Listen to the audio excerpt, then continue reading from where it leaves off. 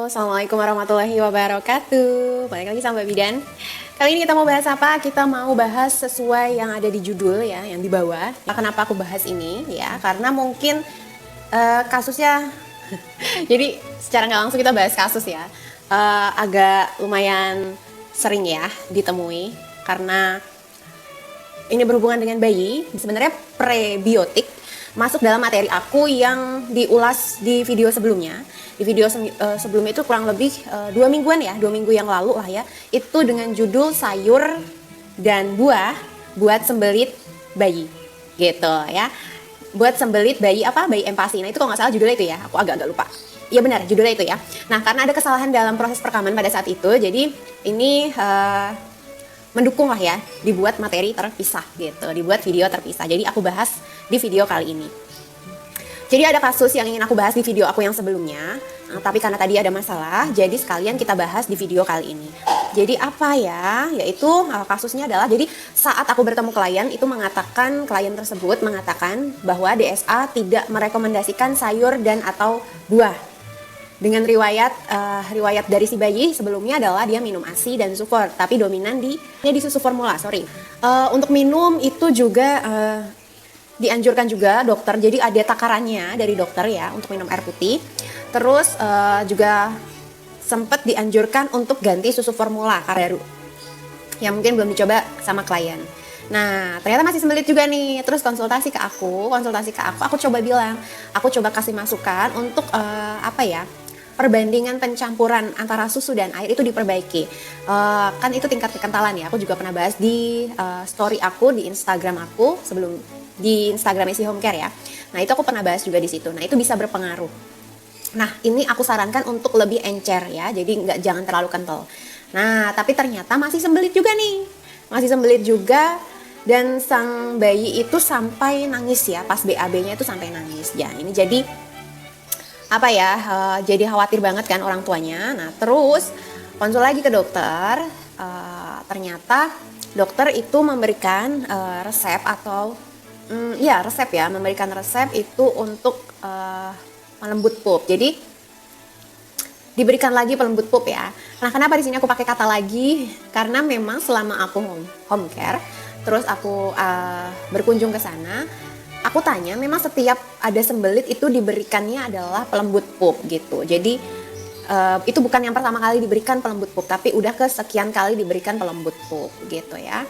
Nah kan aku penasaran nih, pelembut pupnya itu pelembut pup yang seperti apa? Aku pengen tahu dong gitu ya. Apalagi kan di sini notabene aku juga memberikan treatment gitu ya.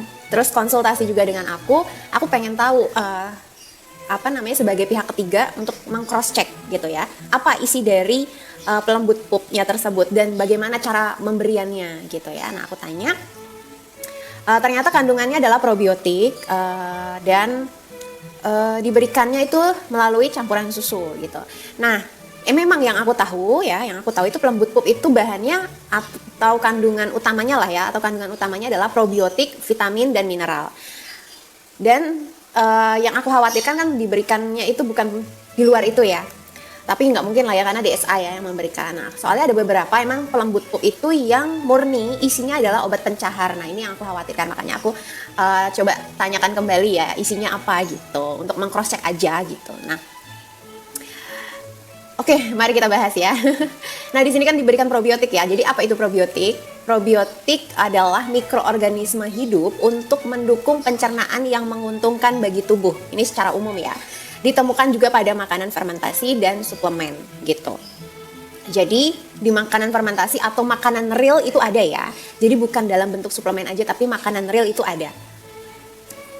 Definisi ini ya, yang saat ini yang dirumuskan itu pada tahun 2002 oleh para ahli kelompok dari FAO dan WHO itu menyatakan bahwa probiotik adalah strain hidup dari mikroorganisme yang dipilih secara ketat yang diberikan dalam jumlah yang cukup akan menghasilkan manfaat kesehatan untuk tubuh Jadi dia itu strain itu apa ya?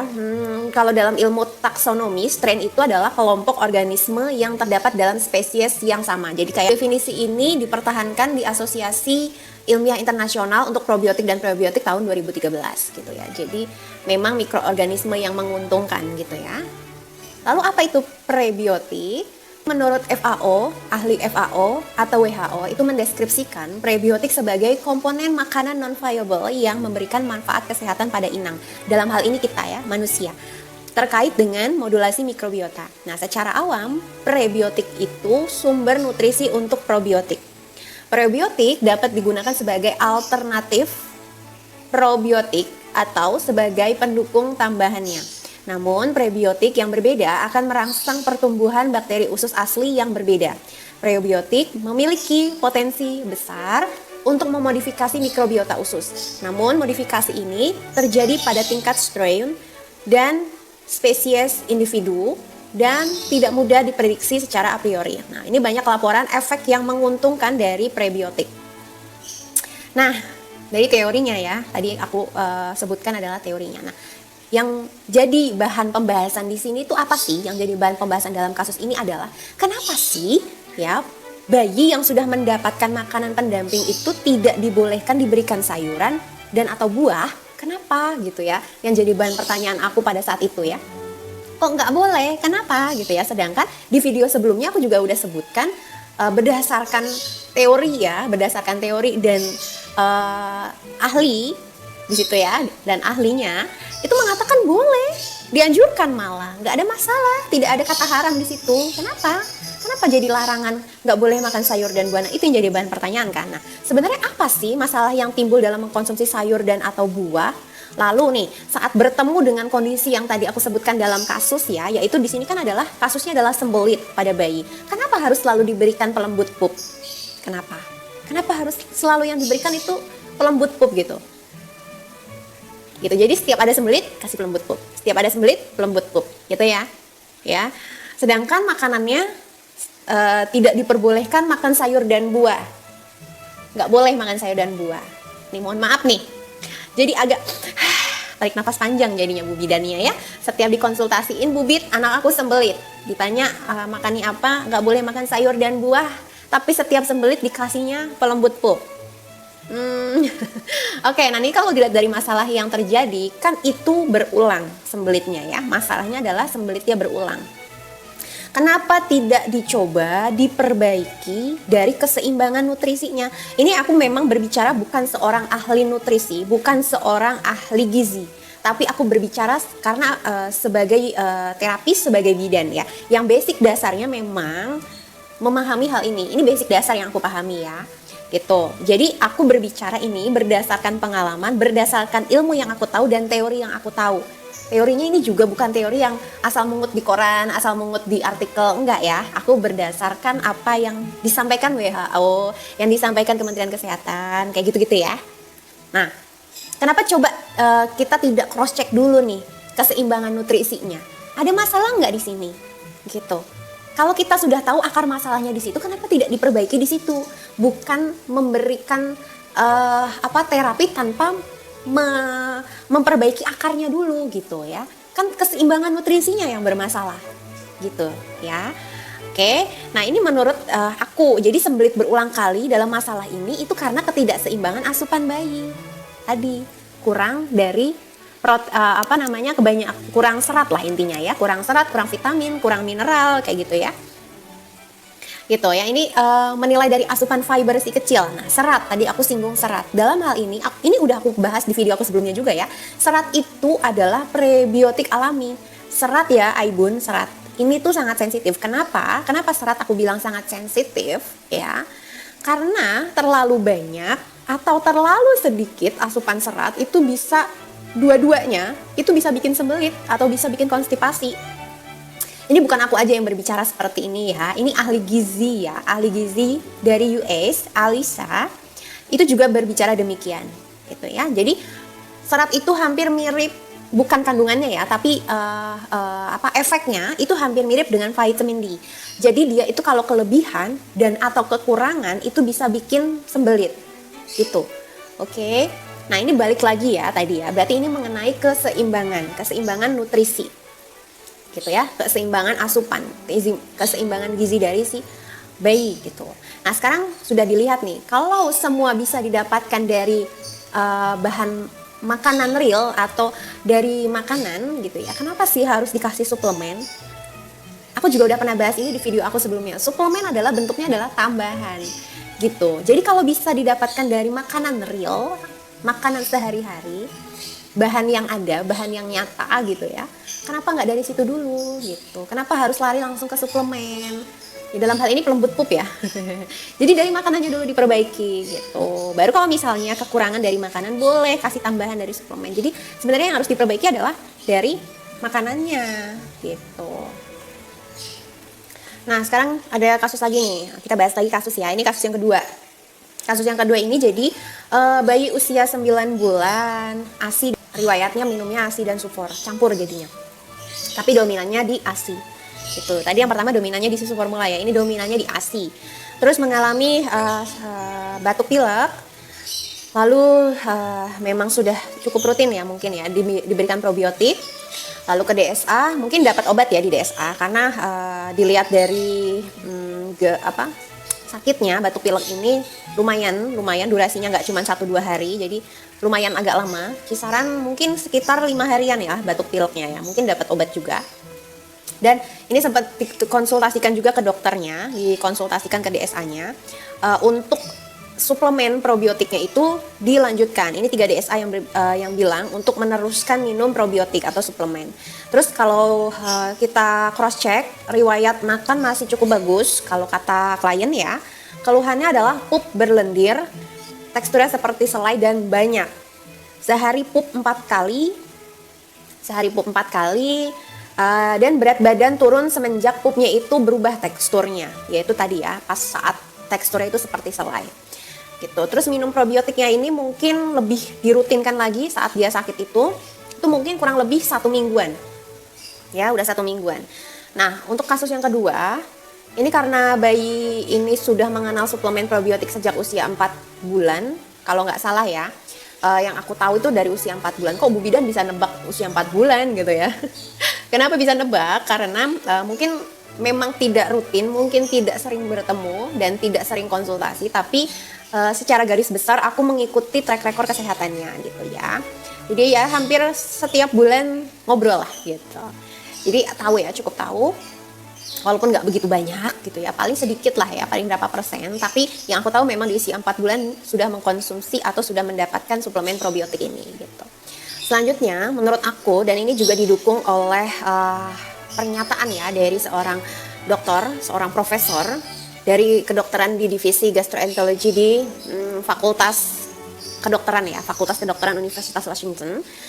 Orang yang memutuskan untuk mengkonsumsi probiotik suplemen dalam bentuk suplemen ya, untuk kesehatan pencernaannya itu harus mempertimbangkan apakah mereka itu merasakan manfaatnya atau tidak. Nah, seharusnya itu menunjukkan dampak baik dengan mengkonsumsi probiotik tersebut. Jadi memang kalau masalah suplemen itu harus dilihat manfaatnya dan kebutuhan kita. Jangan sampai tidak sesuai dengan kebutuhan kita dan itu jadi terbuang secara sia-sia gitu ya. Jadi memang harus sesuai dengan kebutuhan gitu ya. Jadi suplemen itu harus sesuai dengan kebutuhan dan harus cocok. Sama seperti obat-obat yang lain harus cocok di kita. Kalau misalnya nggak cocok, buat apa gitu ya. Nah, waktu ditunjukkan gambar dari tekstur pup gitu ya, tekstur pupnya dan jumlahnya, sebenarnya sih nggak ada masalah ya kalau aku yang lihat pada saat itu. Aku pun juga bilang pupnya oke kok, pupnya bagus kok, aku bilang kayak gitu ya. Nanti aku akan kasih lihat gambarnya ya, kasih lihat gambarnya. Klien itu mengatakan berlendir kan, dan aku lihat juga memang agak berlendir, bukan berlendir yang banyak tapi agak berlendir, jadi nggak begitu kelihatan ya lendirnya kalau misalnya kita nggak jeli banget. Agak berlendir. Nah, di sini aku perkirakan lendirnya ini datangnya dari mana, bubit gitu kan. Takutnya kan khawatir infeksi kayak gitu-gitu, infeksi ya. Jadi dikonsultasikan. Nah, ini kalau perkiraan aku, lendir ini datangnya dari batuk pilek. Kenapa aku bisa bilang dari batuk pilek? Nah, jadi kalau misalnya lendir yang ditelan bayi itu cukup banyak, termasuk air liur juga yang ditelan itu cukup banyak, dan ini berlebihan hitungannya ya, dan sampai di saluran cerna bayi yang notabene kemungkinan besar belum mampu untuk mencerna dengan baik, hal ini dapat memicu peningkatan produksi lendir di usus dan membuat tinja atau pup bayi tampak lebih berlendir. Nah, lalu ini di sini kan kata sang ibu biasanya nggak selunak ini Bu Bit, gitu ya. Biasanya nggak selembut ini pupnya gitu kan. Ini termasuk hitungannya menurut aku kayak mencret kata mamanya ya, kata sang ibu. Dan ini sekali pup langsung banyak banget Bu Bit gitu. Itu konsultasinya seperti itu. Aku memang lihat itu cukup banyak ya, tapi aku nggak berpikir dia pupnya itu sehari 4 kali. Jadi aku bilang, oh ya itu bagus kok, pupnya oke, nggak ada masalah gitu, nggak ada masalah, pupnya masih oke kok, aku bilang gitu. Itu bukan mencret, itu memang teksturnya tapi masih oke, bukan mencret ya bunda, mama, aku bilang kayak gitu. Tapi setelah aku cross check, aku tanya sehari pupnya berapa, ternyata pupnya 4 kali gitu. 4 kali dalam sehari. Sebenarnya aku agak terkejut ya, agak terkejut 4 kalinya itu agak terkejut. Walaupun sebenarnya aku juga tahu secara teori 4 kali dalam sehari pup bayi usia itu normal banget 4 kali itu gitu ya. Tapi yang aku lihat di sini bukan 4 kalinya, tapi banyaknya yang keluar dalam sekali pup. Itu yang aku lihat. Mungkin kalau kita konsultasi ke yang lain tanpa dilihat jumlah sekali pupnya, mungkin yang lain akan bilang nggak apa-apa, normal, bayi usia gitu wajar 4 kali pupnya segitu masih normal banget. Itu bukan diare, itu bukan mencret gitu ya, itu normal gitu. Tapi karena kita melihat jumlah pupnya segitu banyaknya, itu aku pun curiga apa? Curiga berat badannya turun. Aku cross check lagi, aku tanyakan kepada klienku, emang ternyata turun berat badannya. Lumayan dalam hitungan hari, bukan hitungan bulan lagi, hitungan hari. Sakit, terus semenjak pupnya lembut itu langsung turun berat badannya gitu ya.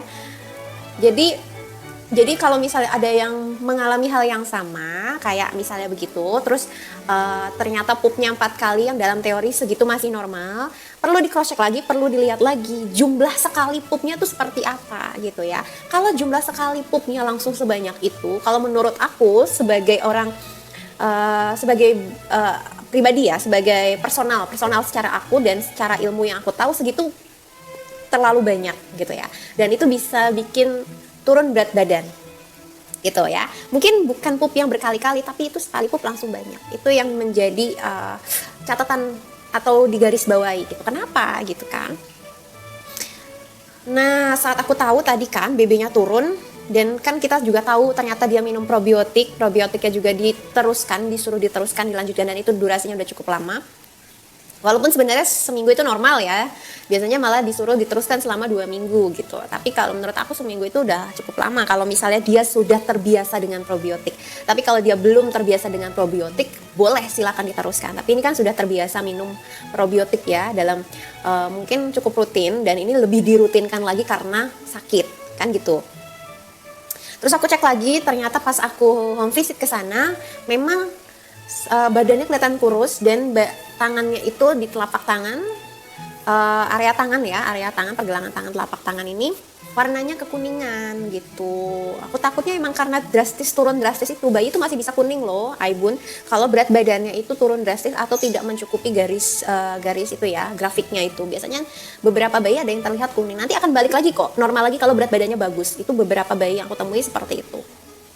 Nah, aku cross check juga di sini, ternyata minum ASI-nya bagus banget. ASI perahnya dia minum bagus banget, dan sekali minum tuh dia habis, nggak pakai yang drama-drama bagaimana bagus. Dan aku juga bertanya langsung sama orang rumah, makanya oke Bu Bit, habis kok, oke banget. Nah, aku mulai memikirkan kemungkinan adanya ketidakcocokan ya, atau alergi atau sensitif terhadap suplemen probiotiknya. Aku mulai kepikiran ke situ jadinya, yang mungkin reaksinya jadi di tubuh jadi kurang bagus gitu ya.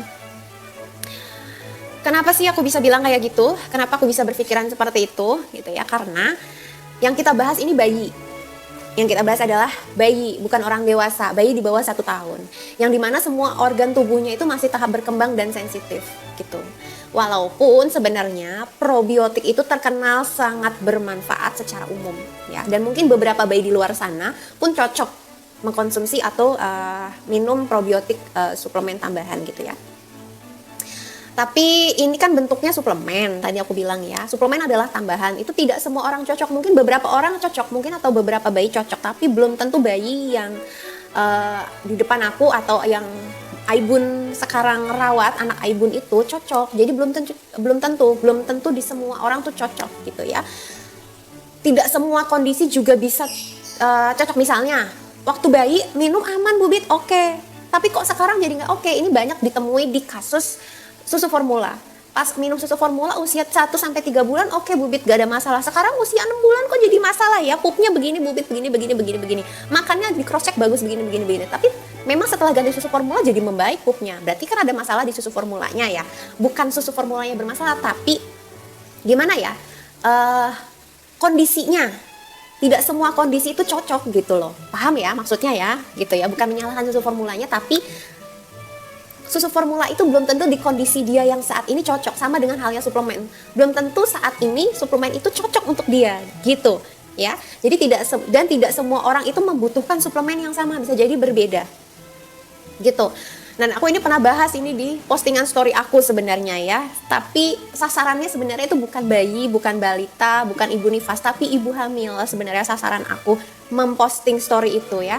Yang notabene di sini kan ibu hamil tuh sensitif ya. Sangat sensitif. Nah, apalagi sekarang kita bahasnya bayi. Ya, bahasnya bayi yang lebih sensitif lagi dibandingkan ibu hamil. Gitu. Jadi, saat minum suplemen yang tidak terasa manfaatnya, buat apa dilanjutkan? Gitu. Coba di cross check dulu. Sesuai tidak dengan kebutuhan. Bisa jadi suplemen yang diminum saat itu tidak cocok. Coba diganti suplemennya, gitu ya. Lalu asupan. Ini kan tadi catatannya berat badannya turun ya. Asupan makan.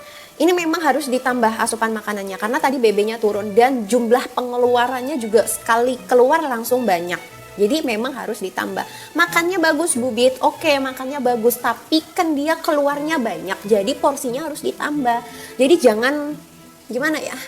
Aduh, bilangnya tuh jangan terlalu saklek. Dia dia makan segitu habis ya sudah. Jangan, dilihat dulu kondisinya nih, gitu ya. Kalau kondisi anak sedang sakit itu kebutuhannya akan 2 kali sampai 4 kali lipat loh, hati-hati ya. Jadi harus benar-benar digaris bawahi. Tapi dia nggak nafsu, gimana caranya? Jangan ikutin feeding rules dulu, berarti dikejar dulu berat badannya. Kejar dulu berat badannya ya. Kalau anak sakit kita ngikutin feeding rules nggak akan selesai. Kenapa? Karena anak sakit itu jamnya, durasinya, keinginan makannya itu berubah semua gitu ya. Jadi benar-benar harus disesuaikan. Nanti kalau sudah sehat, berat badannya tidak ada masalah, kembali ke feeding rules untuk mempertahankan berat badan atau menaikkan berat badan, itu bagus. Gitu. Jadi kalau lagi sakit gitu, terus kita ngikutin feeding rules dengan porsi yang harus segitu, walaupun makannya bagus, tapi kita tidak tambah. Kondisinya di sini lagi sakit ya, kita tidak tambahkan dia asupan lagi. Iya, berat badan pasti turun gitu. Karena apa? Ini dia tuh sedang melawan ya aku pernah jelaskan di video aku ya, berjuang atau lari. Imunnya lagi bekerja keras, sistem imunnya, dan ini perlu energi yang besar.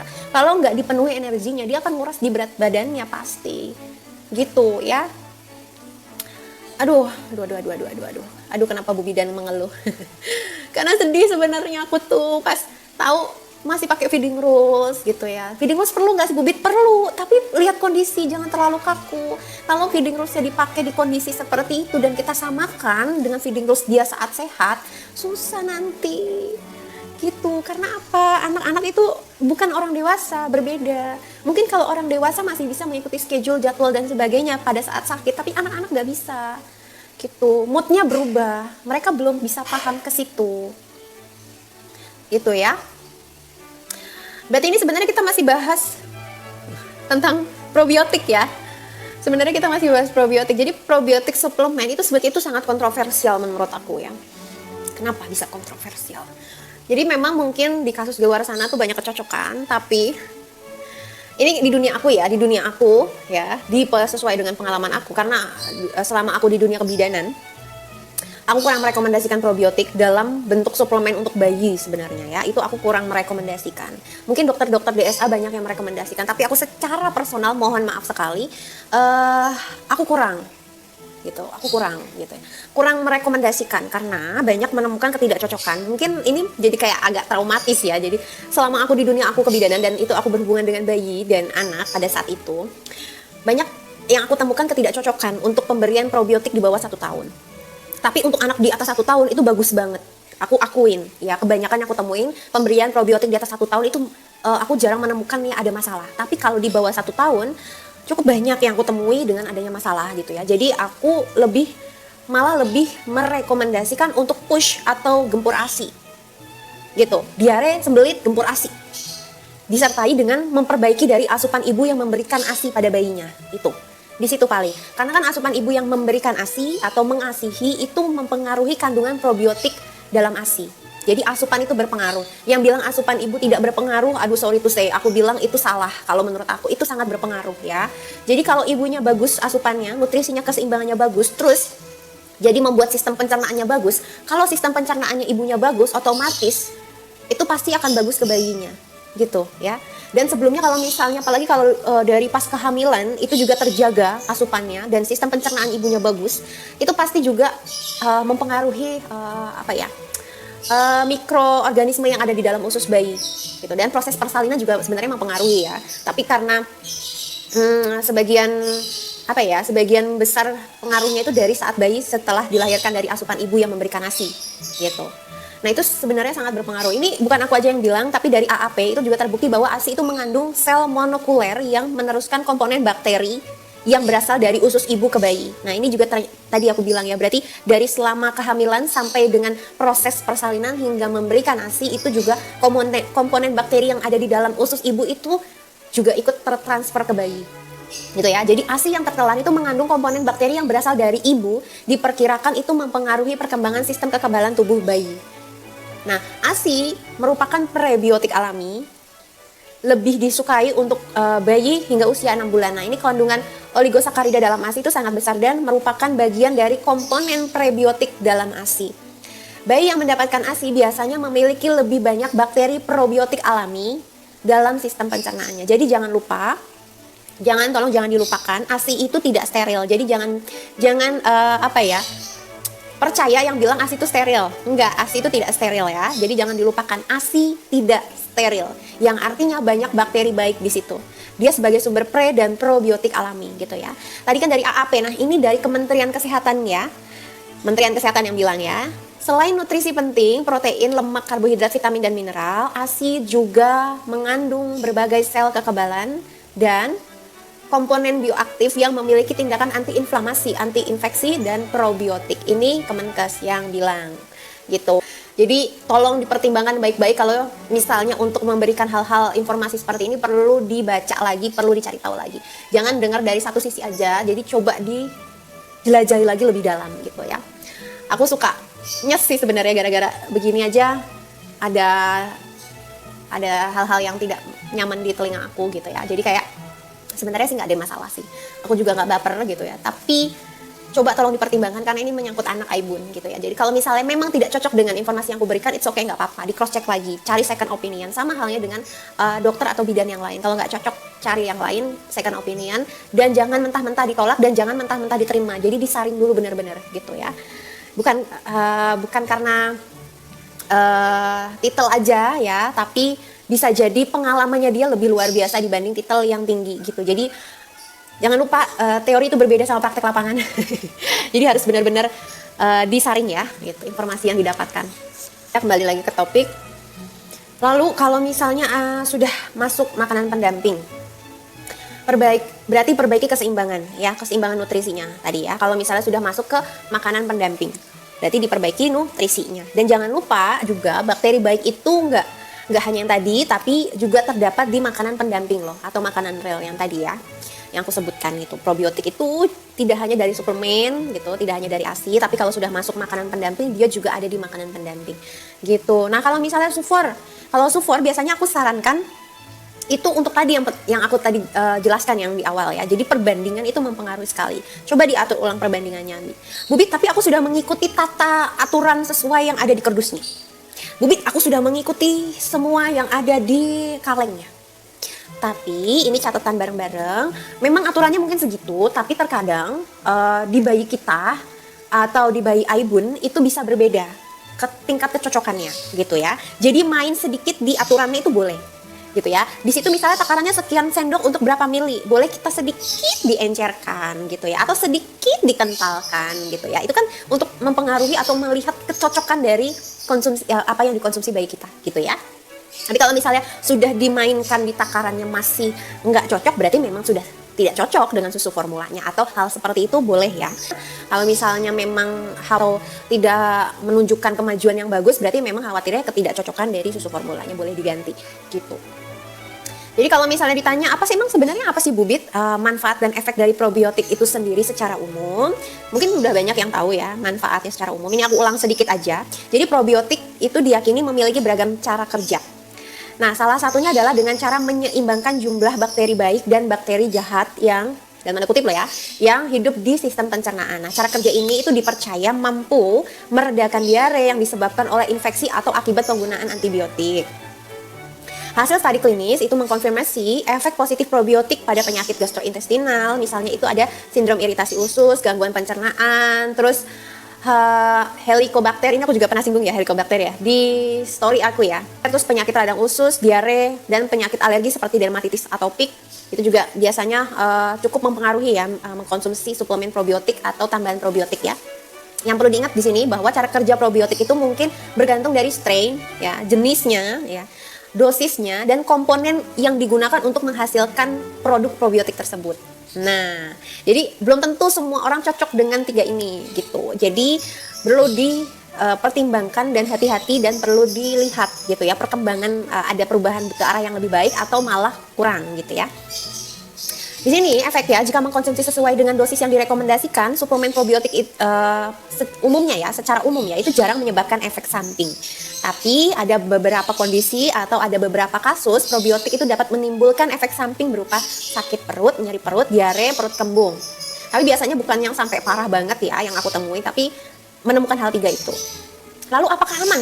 Kalau untuk yang tidak ada alergi, tidak ada masalah dengan probiotik tersebut, ya aman gitu ya. Tapi kalau misalnya memang nggak cocok ya bisa dibilang ya kurang aman, berarti harus ganti kayak gitu ya. Tapi apakah aman di bawah, untuk dikonsumsi di bawah 1 tahun Bubit? Jadi suplemen probiotik itu untuk di bawah 1 tahun, ini langsung dari FDA ya. Jadi aku akan sampaikan apa yang FDA sampaikan ya. Jadi biar gak disalahin Bubit gitu ya. Nggak mau disalahin aku, jadi aku cari yang udah ada teorinya gitu ya. Sudah ada teorinya di sini. Sebenarnya FDA sendiri itu belum menyetujui produk probiotik apapun untuk digunakan sebagai obat atau produk biologis pada bayi segala usia. Ya, ini tahun 2023 FDA-nya di tahun 2023. Berarti cuman beda setahun, belum ada setahun kayaknya ya.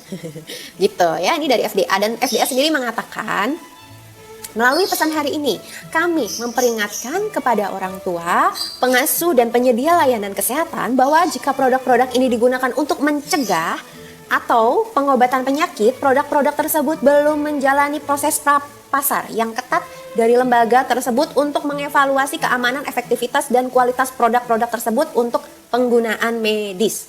Itu kata FDA ya. Kalau misalnya mengkonsumsi suplemen probiotik secara berlebihan itu bisa bikin overdosis gak sih Bubit gitu ya? Seperti obat-obat seperti obat-obat gitu ya, obat-obat buat terapi yang lain kayak gitu. Beda ya, ini kan suplemen ya, bukan obat gitu ya. Jadi umumnya nggak ada overdosis sebenarnya. Ini juga bukan kata aku aja, tapi ini juga kata dari Matthew Siorba. Ini seorang profesor kedokteran di divisi gastroenterology di Fakultas Kedokteran Universitas Washington. Itu juga mengatakan seseorang mungkin mengalami gangguan pencernaan. Jadi ada kemungkinan efeknya yaitu gangguan pencernaan kalau misalnya berlebihan gitu ya. Jika mengkonsumsi probiotik terlalu banyak atau berlebihan. Ini kata Siorba, tapi ini bukan dianggap sebagai overdosis gitu. Jadi efek karena berlebihannya mengkonsumsi probiotik suplemen itu ada efeknya berarti ya. Kalau menurut dari jabaran dari seorang ahli atau pendapatnya dari seorang ahli, Debbie Jean dan Ryan Kipping, ini dua profesi yang berbeda ya. Nah, VCO seperti probiotik suplemen, digestive enzim, ini semua bukan obat. Jadi tidak ada keharusan untuk mengkonsumsinya gitu ya. Selama makanan yang dikonsumsi nutrisinya bagus, nutrisinya lengkap, seimbang dan mencukupi, itu akan lebih bagus dari makanan aja gitu ya. Jadi untuk suplemen itu memang sangat-sangat nomor 3, nomor 4 diutamakan dari makanan utama. Nah, food suplemen itu bukan obat nih, diperjelas lagi ya. Food suplemen itu bukan obat. Probiotik dan fish oil itu juga termasuk, dia bukan obat, dia bentuknya adalah memang suplemen gitu ya. Itu memang bagus untuk tubuh sehari-hari. Jadi jika bayi atau kita sebagai orang dewasa sudah memenuhi vitamin dan mineral secara real atau dari sumber makanan yang utama, yang lengkap gitu ya, berarti suplemen makan itu tidak dibutuhkan. Jadi suplemen makan itu tidak dibutuhkan kalau sudah terpenuhi gitu. Jadi jika ingin memberikan probiotik untuk bayi yang sudah mulai makan makanan pendamping, lebih baik dan utama dari makanan terlebih dahulu dibandingkan dari suplemen. Jadi harus diutamakan dari makanan terlebih dahulu gitu ya. Jadi simpulannya dari AAP ini sebelumnya menyimpulkan bahwa diperlukan lebih banyak penelitian untuk menetapkan keamanan kemanjuran produk suplemen probiotik dan prebiotik pada anak-anak. Hingga saat ini produk-produk tersebut tampaknya memang aman untuk bayi, dan anak-anak yang sehat gitu. Tapi perlu penelitian lebih lanjut. Sehingga memang tepat jika pemberiannya pada bayi harus dikonsultasikan kepada DSA yang memahaminya. Dan kita sebagai orang tua yang melihat dan bersama bayi 24 jam harus peka nih, apakah bayi kita cocok atau tidak dengan suplemen yang diresepkan gitu, dan memastikan dulu kualitas dan keseimbangan kebutuhan utama bayi dari ASI atau susu dan makanan pendampingnya sebelum memutuskan untuk memberikan suplemen gitu. Jadi benar-benar harus dilihat kecocokannya dengan bayi. Kalau misalnya dia sudah rutin mengkonsumsi itu dan suatu waktu dalam kondisi tertentu dia minum suplemen tersebut ternyata ada efek sistem pencernaannya yang kurang baik, berarti bisa jadi kurang cocok di kondisi hari itu. Bisa beralih dulu atau di stop dulu gitu suplemennya. Gitu ya. Kira-kira paham ya? Semoga paham ya. Oke, terima kasih. Ini sebatas pengetahuan aku gitu, tanpa ingin menjatuhkan profesi lain, tidak ada niat sama sekali. Ini disclaimer banget ya. Ini murni sepengetahuan yang aku tahu gitu ya, sebatas pengetahuan yang aku tahu sudah pasti dengan disertai teori-teori yang aku tahu juga dan pengalaman-pengalaman sesuai pengalaman aku ya gitu. Terima kasih, kurang lebihnya mohon maaf, kurangnya jelas punya aku, lebihnya punya Allah Subhanahu wa taala. Terima kasih. Wassalamualaikum warahmatullahi wabarakatuh. Semoga bermanfaat. Sampai ketemu di video selanjutnya. Assalamualaikum.